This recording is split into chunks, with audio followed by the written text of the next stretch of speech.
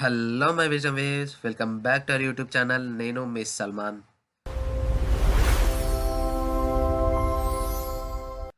తెలంగాణలో SIR voter list release అయిన విషయం మీకు తెలుసా? ఈ వీడియోలో మీ మొబైల్ ల్యాప్టాప్తోనే మీ పేరు ఎస్ఐఆర్ ఓటర్ లిస్ట్లో ఉందో లేదో ఎలా చెక్ చేయాలో స్టెప్ బై స్టెప్గా చూపిస్తాను. ఈ వీడియోని లాస్ట్ వరకు చూడండి, ఎందుకంటే ఒక ఇంపార్టెంట్ పాయింట్ కూడా చెప్తాను. సో నెక్స్ట్, ఇప్పుడు మీ మొబైల్ ల్యాప్టాప్లో ఏదైనా బ్రౌజర్ ఓపెన్ చేసి సెర్చ్ బాక్స్లో సిఈఓ తెలంగాణ అని సెర్చ్ చేయండి. సెర్చ్ చేసిన తర్వాత మీకు ఇక్కడ ఫస్ట్ వెబ్సైట్ వస్తుంది. ఇక్కడ telanggana.nic.in అని ఉందా, ఈ వెబ్సైట్ పైన క్లిక్ చేయండి. అండ్ ఈ లింక్ మీకు డిస్క్రిప్షన్లో కూడా ఇస్తాను. సో మీకు ఇలా వెబ్సైట్ ఓపెన్ అయిన తర్వాత కొంచెం కిందికి స్క్రోల్ చేయండి. స్క్రోల్ చేసిన తర్వాత ఇక్కడ search your name in voter list అని ఉందా, దీనిపైన క్లిక్ చేయండి.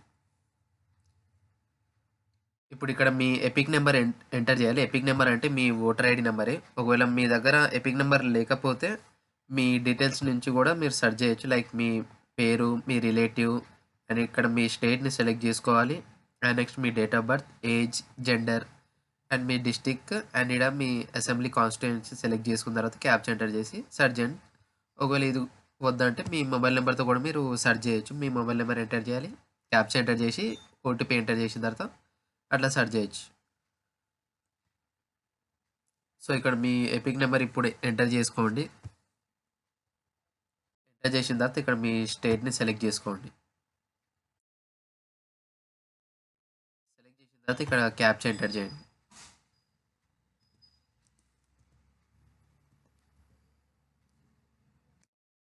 క్యాప్చా ఎంటర్ చేసిన తర్వాత ఇక్కడ సెర్చ్ అని క్లిక్ చేయండి.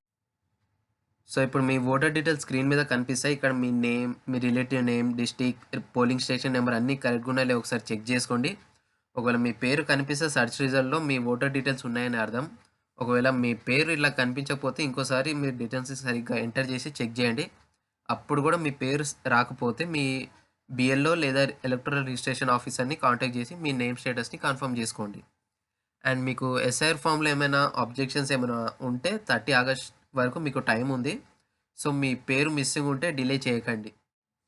మీరు ఒకటి గుర్తుపెట్టుకోండి, మీ దగ్గర ఓటర్ ఐడి కార్డు ఉంది, మా పేర్లు ఉంటాయని అనుకోకండి. కాబట్టి మీ ఇప్పుడే అఫీషియల్ వెబ్సైట్లో వెళ్ళి మీ పేరు ఉందో లేదో ఒకసారి చెక్ చేసుకోండి క్లియర్గా.